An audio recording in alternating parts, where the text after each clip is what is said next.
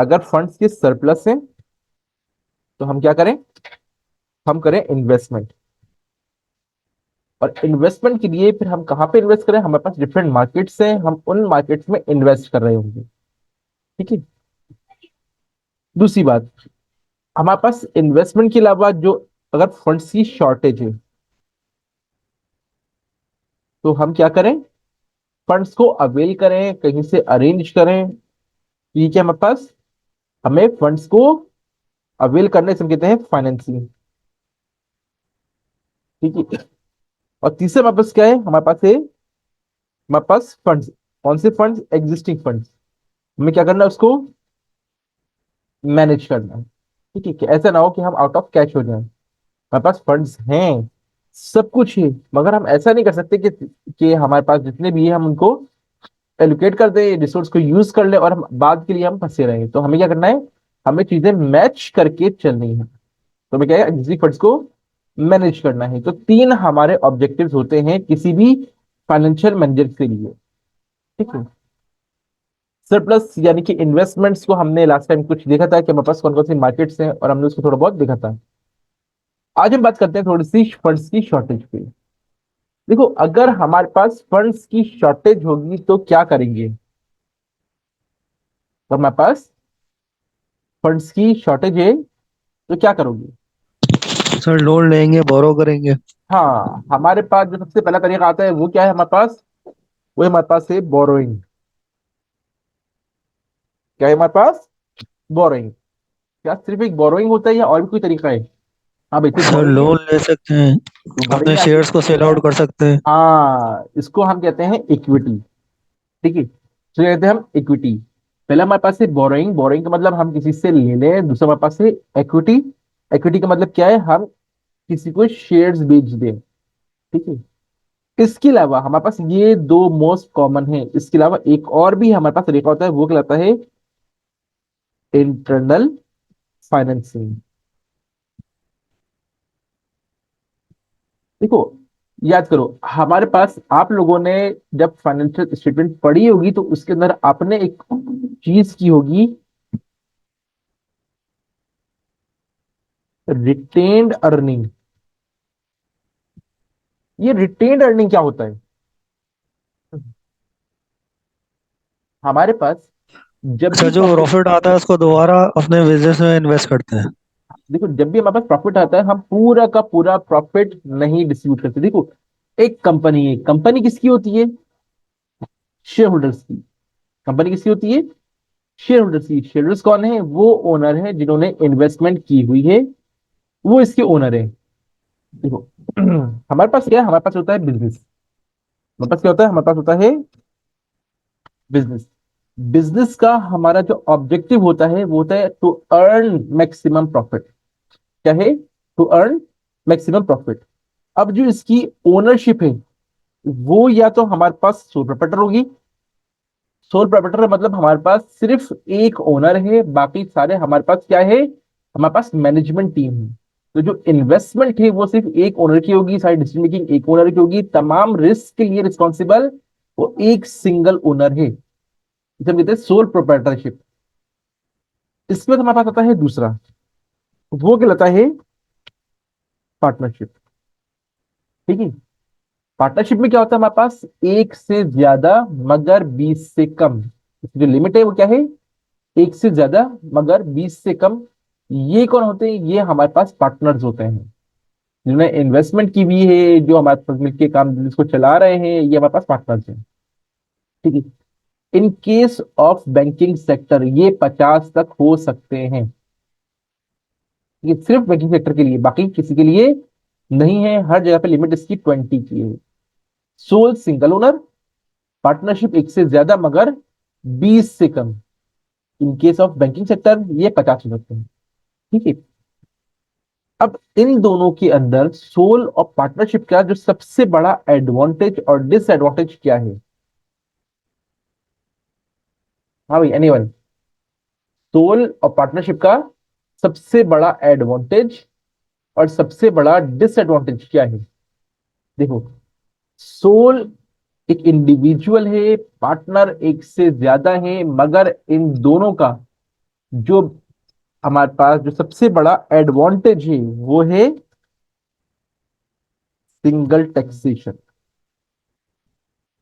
सबसे बड़ा एडवांटेज है वो क्या है? Single taxation. और जो इसका सबसे बड़ा डिसएडवांटेज है वो है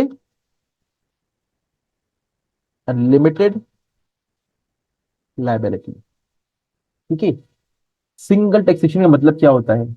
आप सोल होते हैं या पार्टनर होते हैं, आप सिर्फ एक बार टैक्स देते हैं।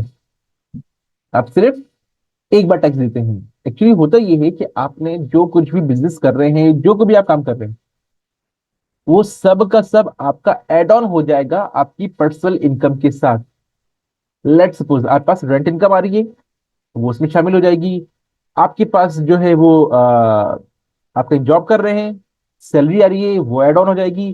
तो जितने भी आपके पास तमाम चीजें हैं, रिसोर्सेज हैं, प्रॉफिट्स हैं, जितनी भी चीजें हैं, वो सब आपकी एड अप हो जाएगी। और उसके बाद आप पे सिर्फ एक बार टैक्स लगेगा, चाहे वो सोल हो या पार्टनर हो। तो सिंगल टैक्सेशन है, सिर्फ एक बार आप पे टैक्स लग रहा होगा। जो भी प्रॉफिट आपको मिला है वो आपको मिलेगा, और उसके ऊपर फिर सबको सम अप करके फिर टैक्स लग रहा होगा। ठीक है। अभी ये और समझ में आएगा। दूसरा हमारे पास क्या है? Unlimited liability. अनलिमिटेड लाइबिलिटी का मतलब क्या होता है? अनलिमिटेड लाइबिलिटी का मतलब ये होता है कि देखो, आपके पास जो भी बिजनेस है उसकी लिमिट नहीं है। लिमिट किस सेंस में नहीं है? आपने एक बिजनेस स्टार्ट किया, 10 15 20 साल लगा दिए, बिजनेस ग्रो होता रहा, अच्छा चलता रहा। एट द एंड कोई भी ऐसा मसला हुआ जिसकी वजह से आपको लॉस हो गया। अब जितना भी आप पे उधार था वो आपको पे ऑफ करना है। उस उधार को उतारने के लिए आपको पूरा बिजनेस अपना वाइंड अप करना पड़ेगा। बेच दिया आपने, वो उधार पूरा नहीं होता लेट्स से, तो आपके पर्सनल एसेट्स भी बेचे जाएंगे। लेट सपोज आपने क्या किया कि एक बिजनेस स्टार्ट किया, पैसे वैसे लिए, सब कुछ किया। अब उसको स्टार्ट हुए कुछ ही टाइम हुआ था कि अचानक से कोविड आ गया। कोविड आया, लॉकडाउन लग गया, सब चीजें बंद हो गई। कोई रेवेन्यू, कोई प्रॉफिट नहीं है, सर्विस देनी है, रेंट देना है, तमाम एक्सपेंसेस है। अब क्या करोगे? बिजनेस वाइंड अप कर दोगे? बेयर नहीं कर सकते। आपने बिजनेस वाइंड अप किया, अब आपके एसेट्स को परचेज करने के लिए तैयार भी नहीं है, बहुत ही नॉमिनल रेट पे चला गया। जब आपने बिजनेस वाइंड अप किया, अल्टीमेटली क्या हो गया? आपका सारा का सारा लॉस पे गया, और जो आपने उधार लिया था वो अभी भी बाकी है। अब वो उधार कहां से उतारोगे? उस उधार को उतारने के लिए आप अपनी गाड़ी बेचोगे, अपना घर बेचोगे, आप अपने पर्सनल रिसोर्सेस उसको पे करोगे। तो वो बेसिकली लाइबिलिटी किसकी थी? वो लाइबिलिटी थी हमारे बिजनेस की। मगर पे करने के लिए वो होते होते हमारे घर तक आ गई, पर्सनल एसेट्स तक आ गई।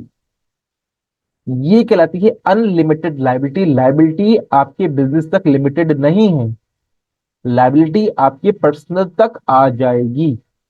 तो सोल और पार्टनरशिप का जो सबसे बड़ा नुकसान है वो ये है अनलिमिटेड लाइबिलिटी की। लाइबिलिटी का कोई लिमिट नहीं है। जब लिमिट नहीं है तो आपके पर्सनल एसेट भी चले गए, जब पर्सनल चले गए तो फायदा क्या हुआ आपको? ठीक है।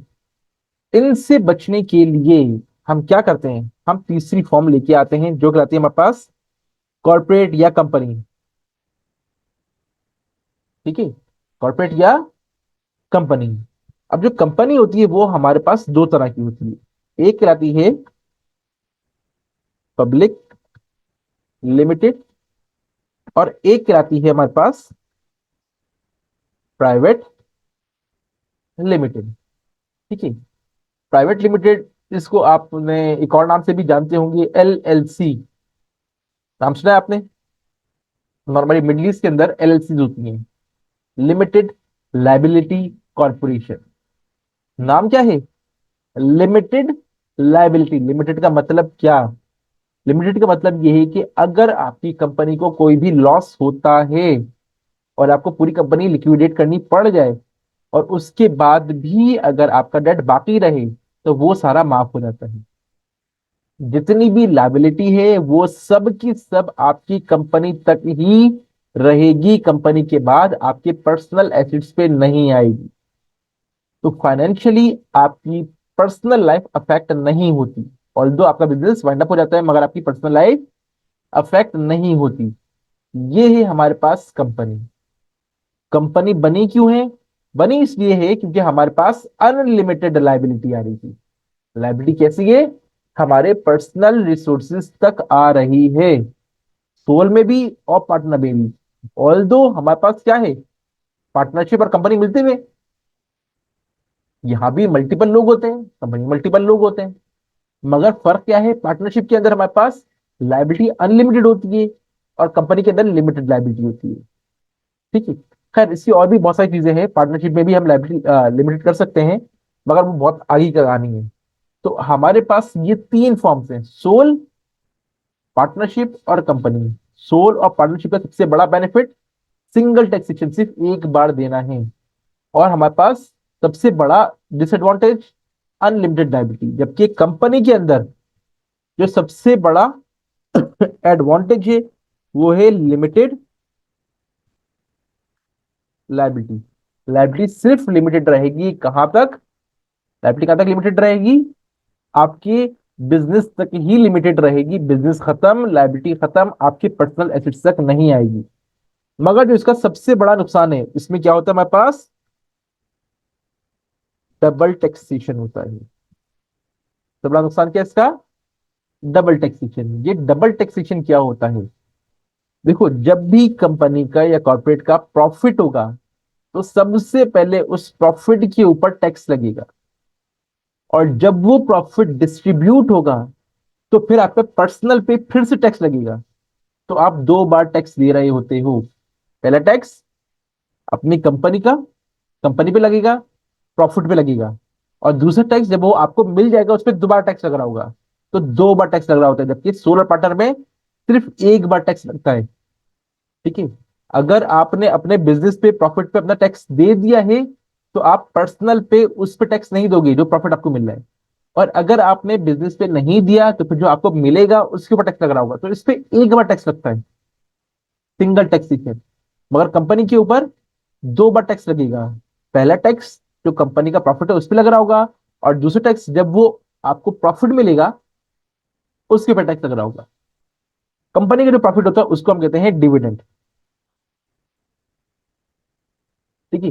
तो बेसिकली डिविडेंड पे टैक्स लग रहा होता है। जो आपके पास इनकम फ्रॉम डिविडेंड आता है उसके ऊपर दोबारा टैक्स लग रहा होता है। जो बैंक वाले उनको ज्यादा बेहतर पता होगा, क्योंकि ये अब डिविडेंड है पाकिस्तान के अंदर, वो डायरेक्टली आपके अकाउंट में डिविडेंड आता है और उसके ऊपर ही टैक्स लग जाता है। यहां तक किसी को कोई कंफ्यूजन है? कोई कंफ्यूजन है? Any confusion? नहीं सर, क्लियर है। ठीक है। तो इस तरह से हमारे पास सोल, पार्टनर और कंपनी होता है।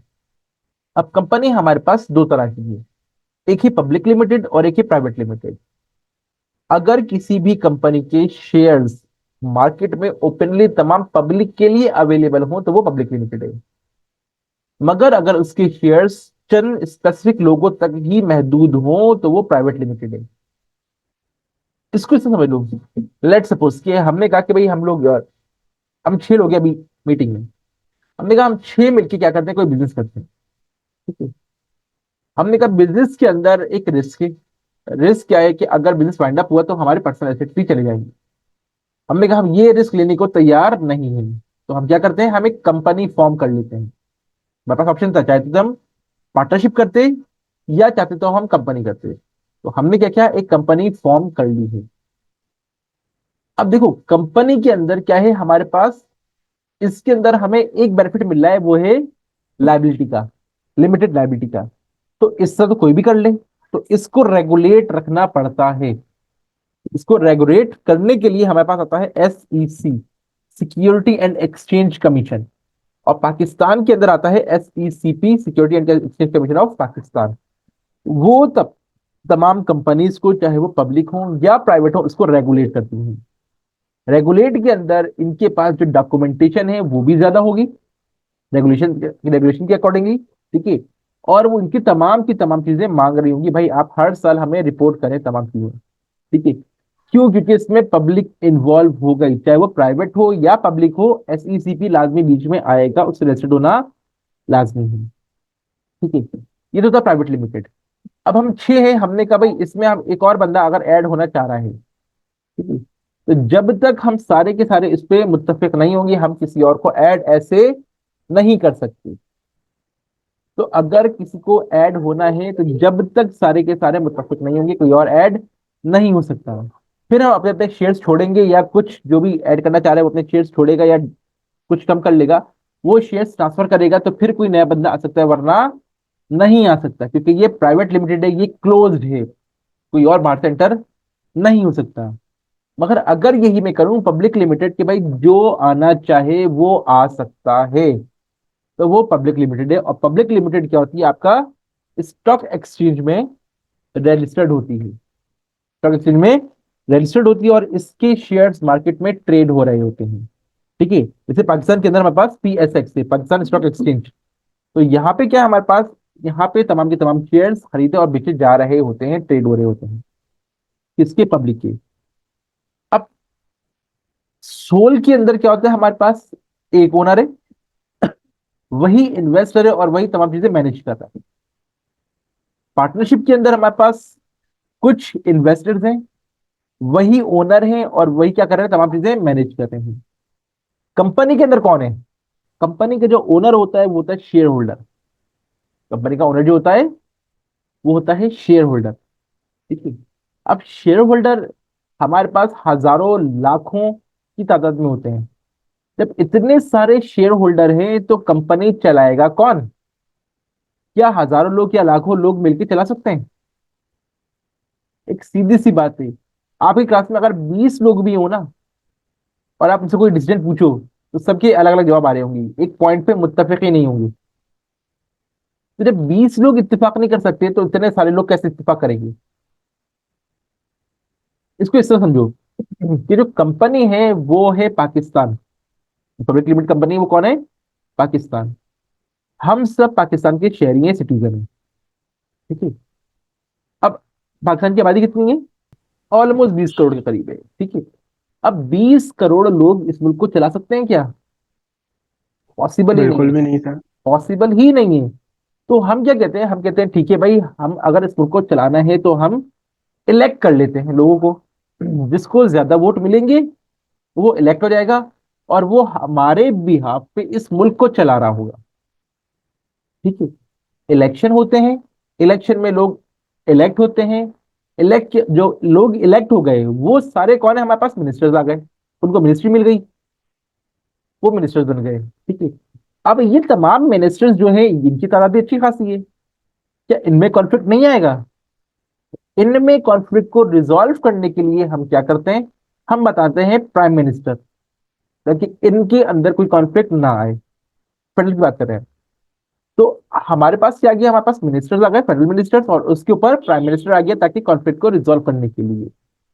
ठीक है, बिल्कुल इसी तरह से एक कंपनी के अंदर हजारों लाखों लोग होते हैं। अब सारे के सारे मुल्क उस कंपनी को नहीं चला सकते, इसलिए हम क्या करते हैं, हम इलेक्शन करते हैं, और जो भी उनमें से इलेक्ट होता है हम उसको कहते हैं डायरेक्टर। जो भी इलेक्ट होता है वो कहलाता है डायरेक्टर। अब डायरेक्टर हर जगह पे अलग अलग हैं, तो कोई फिक्स रूल नहीं है, कहीं पे 5 हैं, कहीं 7 हैं, कहीं 11 हैं, अलग अलग हैं। तो डायरेक्टर्स अलग अलग हो सकते हैं। डायरेक्टर्स कौन है, वो जो इलेक्ट होके आए हैं। सिर्फ एक कंडीशन है, वो क्या है, शेयर होल्डर होना लाजमी है, बिल्कुल वैसे ही कि आपका पाकिस्तानी होना लाजमी है, कोई और क्वालिफिकेशन हमारी रिक्वायर्ड नहीं है। अब एक मसला आता है, मसला ये आता है कि हमारे पास जो लोग इलेक्ट हो गए पाकिस्तान के अंदर वो बन गए वजीर, भाई उनका क्या बैकग्राउंड है उस वजारत से, क्या उनके पास क्वालिफिकेशन है जो रेलिवेंट होनी चाहिए? अब हमारे पास जो लोग हैं उनका कोई ताल्लुक ही नहीं है, एजुकेशन मिनिस्टर का ताल्लुक एजुकेशन से नहीं है, जो हमारे वो है आपका डिफेंस मिनिस्टर, उनका ताल्लुक डिफेंस से नहीं है, टेक्नोलॉजी मिनिस्टर का ताल्लुक टेक्नोलॉजी से नहीं है। तो जो हर मिनिस्टर है उसका ताल्लुक रेलिवेंसी नहीं बन रही, मगर क्योंकि वो इलेक्ट होके आए हैं इसलिए क्या है, वो मिनिस्टर है। तो भाई फिर ये चलेगी कैसे इंडस्ट्री, ये मिनिस्ट्री चलेगी कैसे? तो वो उस सपोर्ट के लिए अपने पास क्या रखते हैं, मुशीर रखते हैं, जो उनको मशवरा दे रहे होते हैं, टेक्निकल लोग। इसी तरह से हमारे पास जितने भी लोग इलेक्ट होके आए थे वो सब बन गए डायरेक्टर्स। डायरेक्टर्स के पास सिर्फ एक क्वालिटी होनी चाहिए थी, वो क्या, कि वो बिजनेस के अंदर शेयर होल्डर्स हों। शेयर होल्डर्स थे तो डायरेक्टर बन गए। अब डायरेक्टर तो बन गए, मगर लाजमी है कि उनके पास साउंड नॉलेज भी हो। कि लाजमी है क्या कि साउंड नॉलेज भी हो, अब नहीं है उनके पास, फिर क्या करें। तो ऐसे डायरेक्टर्स जो होते हैं वो कहलाते हैं एग्जीक्यूटिव डायरेक्टर। कौन से, जो इलेक्ट हो क्या है, जो इलेक्ट हो क्या है। तो वो क्या करते हैं, वो अपने साथ रखते हैं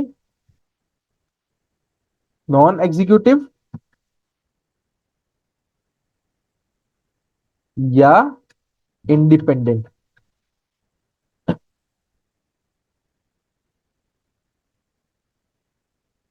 ठीक है, नॉन एग्जीक्यूटिव या इंडिपेंडेंट डायरेक्टर।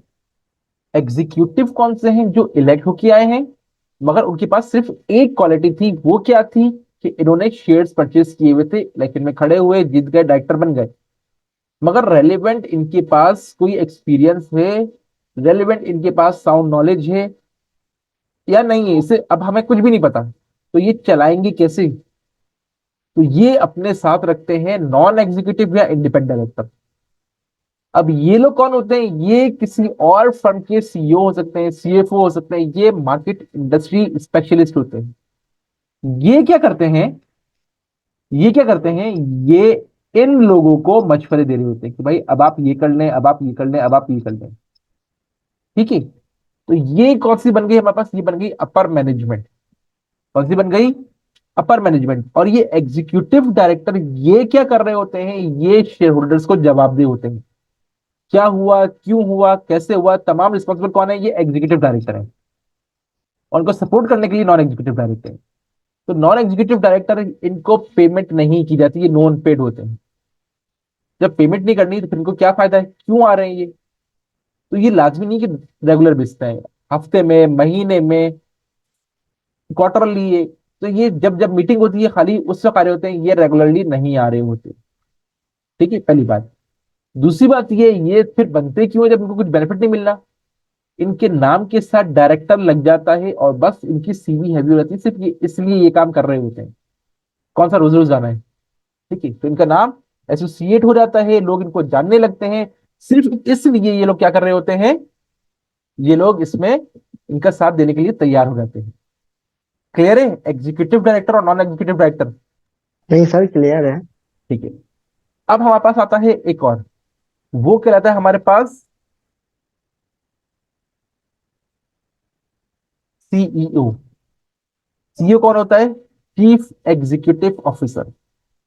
कौन है, चीफ एग्जीक्यूटिव ऑफिसर। ठीक है, अब चीफ एग्जीक्यूटिव ऑफिसर ये कौन होता है, ये वो होता है जो पूरी की पूरी फर्म को लेके आगे चलेगा, जो फर्म को आगे लेके चलेगा, जो डिसीजन मेकिंग कर रहा होगा। ठीक है, अब यहाँ पे थोड़ा सा मैनेजमेंट के स्टाइल में फर्क है।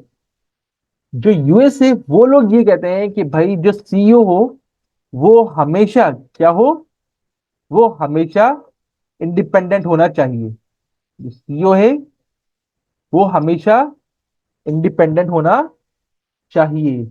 मतलब कि वो डायरेक्टर्स में से नहीं होगा, ये आउटसाइड थर्ड पार्टी कोई आ रहा होगा, फील्ड से बंदा आ रहा होगा, एक्सपीरियंस बंदा होगा, ताकि डिसीजन मेकिंग अच्छी हो सके।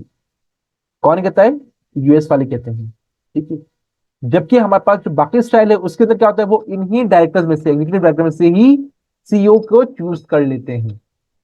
ठीक है, तो ये थोड़ा सा मैनेजमेंट का स्टाइल का डिफरेंस है दोनों में। ठीक, तो इसीलिए नॉर्मली जो यूएस बेस्ड फर्म होती है वहां पे कोई भी मसला हो, सबसे पहले जो फायदा होता है वो सीईओ होता है, क्योंकि वो एक्चुअली रिस्पॉन्सिबल है। तो हमारे पास दो एरियाज थे, एक था इन्वेस्टमेंट और एक था मैनेजमेंट। तो इन्वेस्टमेंट और मैनेजमेंट हमारे पास क्या होती है, यहाँ पे ब्रेक हो जाती है। ठीक है, जो ऊपर वाले लोग हैं, कौन है हमारे पास, शेयर होल्डर्स। डायरेक्टर्स। ये कौन थे? ये वो थे जिन्होंने इन्वेस्टमेंट की हुई है, ये इन्वेस्टर्स थे। और जो सीईओ और इसके नीचे लोग हैं, मसलन जैसे हमारे पास सीईओ के नीचे हमारे पास और लोग आ गए, ठीक है। जैसे हमारे पास आ गया सीएफओ आ गया, हमारे पास आ गया सीएमओ आ गया, हमारे पास आ गया सीपीओ आ गया, हमारे पास जैसे सीओओ आ गया, ठीक है। ये कौन है? Chief financial officer, chief marketing officer, chief technology officer, chief operating officer. तो हमारे पास अलग अलग है। तो सीईओ ने अपनी टीम बनाई और ये फिर उस टीम के अंदर अपनी टीम बना रहे होंगे। तो मैनेजमेंट कहां से स्टार्ट हो गई हमारे पास? मैनेजमेंट इस लेवल से स्टार्ट हो गई है और इन्वेस्टमेंट इस लेवल के ऊपर है। तो ये दो अलग अलग हायरार्की हमारे पास एग्जिस्ट करती है। यहां तक कोई कंफ्यूजन है? अब हमारे पास प्रॉब्लम क्या थी? प्रॉब्लम वापस आते हैं, फंड्स की शॉर्टेज है, फंड्स अवेल करने हैं।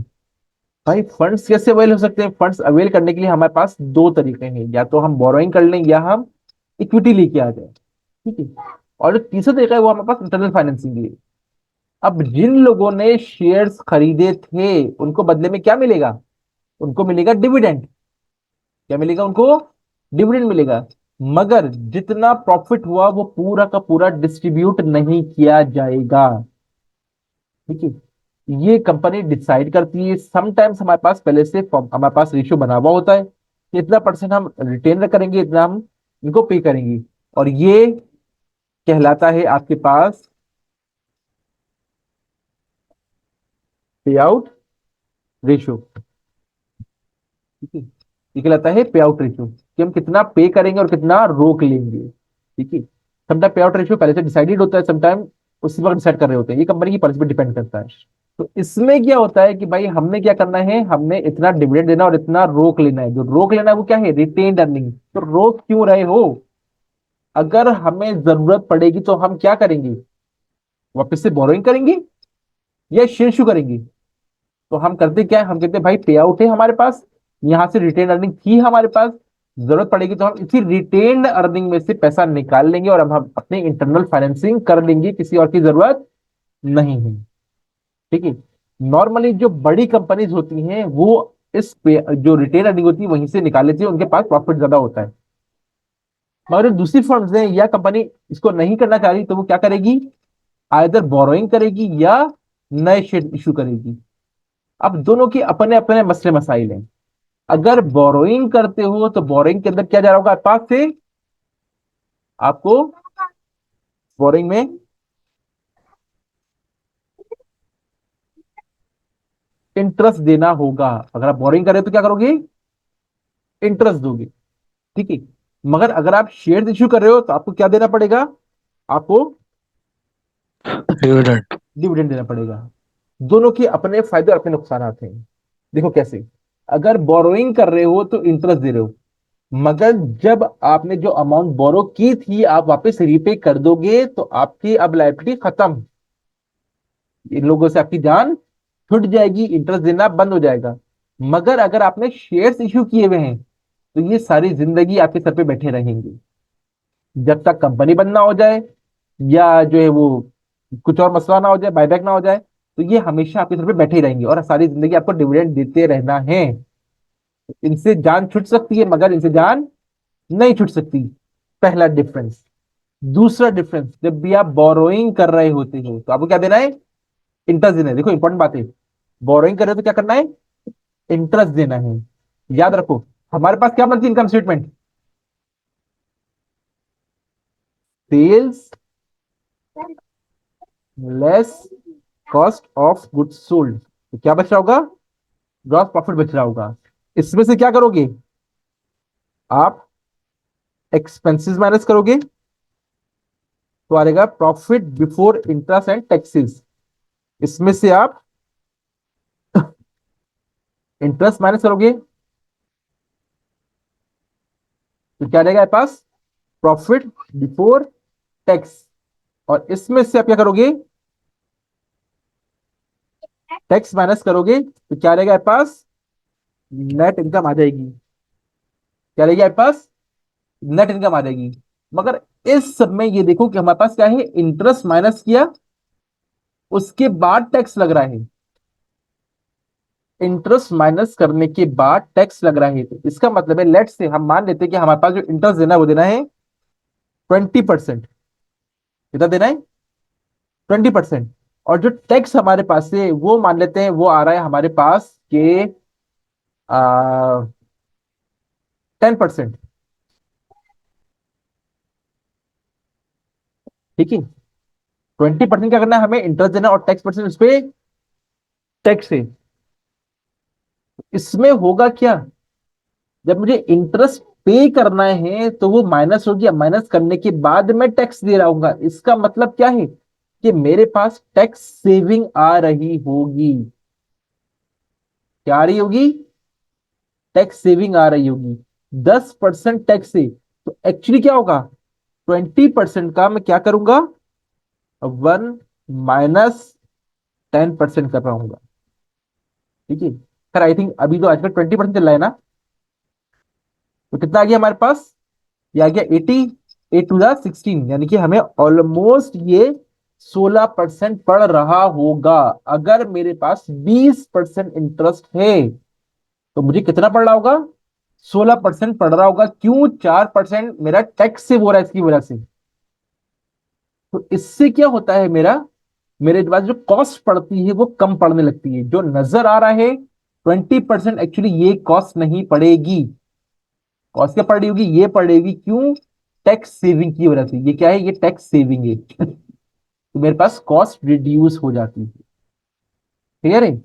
तो बोरोइंग करने में एक फायदा वो क्या है कि टैक्स सेव हो रहा होता है, और ये क्या है, शॉर्ट टर्म के लिए होते हैं। मगर दूसरे एंड पे क्या है हमारे पास, जैसे जैसे आप बोरोइंग करते जाओगे आप ज्यादा रिस्कियर होते जाओगे। जितना रिस्कियर होगा उतना ज्यादा डिफॉल्ट के चांसेस होंगे आपके ऊपर, डिफॉल्ट हो सकते हो। आपको लोन मिलना मुश्किल होता जाएगा। कोई ट्रस्ट नहीं करेगा कि भाई पुराना भी तो लोन है। सिंपली बैंक क्या करता है, सबसे पहले ये देखता है कि भाई पुराना लोन कितना है आपके ऊपर, उसके बाद डिसाइड करता है कि लोन देना है या नहीं देना, कैपेसिटी है इसके पास पे बैक करने की या नहीं है। ठीक है, तो वो पुराना लोन दिख रहा होता है। तो जैसे जैसे आप लोन लेते जाओगे, बोरिंग करते जाओगे, आप रिस्कियर होते जाओगे। ऑल्दो आपके पास टैक्स सेविंग आ रहा है, कॉस्ट कम पड़ रही है, मगर आप रिस्कियर होते जाओगे। दूसरे एंड पे क्या होता है, हमारे पास इक्विटी है। इक्विटी वाले क्या है, इनको हमें कुछ पे नहीं करना, हम सुकून से फ्लैट है, मगर पूरी जिंदगी ये हमारे पास क्या होंगे, हमारे पास शेयर होल्डर बन जाएंगे और ये डिविडेंड लेते रहेंगे। ठीक है, तो ये तीन हमारे पास क्या है, मेथड में, किस किस के लिए, फाइनेंसिंग के लिए। आइदर हम क्या कर रहे हो, बोरोइंग करेंगे, बोरोइंग करेंगे तो इंटरेस्ट देंगे। दूसरे मेथड क्या हमारे पास, इक्विटी है, हम शेयर इश्यू कर दें, शेयर इश्यू करेंगे तो हम डिविडेंड दे रहे होंगे। और तीसरा हमारे पास क्या है, इंटरनल फाइनेंसिंग है, कि हम इंटरनली अपने पास से ही, अपने प्रॉफिट में से ही फाइनेंसिंग कर रहे होंगे। जो भी प्रॉफिट हुआ वो प्रॉफिट पूरा का पूरा हम डिस्ट्रीब्यूट नहीं करेंगे, इसमें से हम कुछ पार्ट पे करेंगे और कुछ पार्ट हम अपने पास से रोक लेंगे। अब जो हमने रोका हुआ है, जब भी हमें जरूरत पड़ेगी तो हम उस रिटेन्ड अर्निंग में से अमाउंट निकालेंगे और जो काम हमें करना है वो कर लेंगे। इसमें फायदा ये हो गया कि हमने क्या किया है, हम इन दोनों से बच गए। हम इन दोनों से बच गए, बोरोइंग से भी बच गए और इक्विटी से भी बच गए।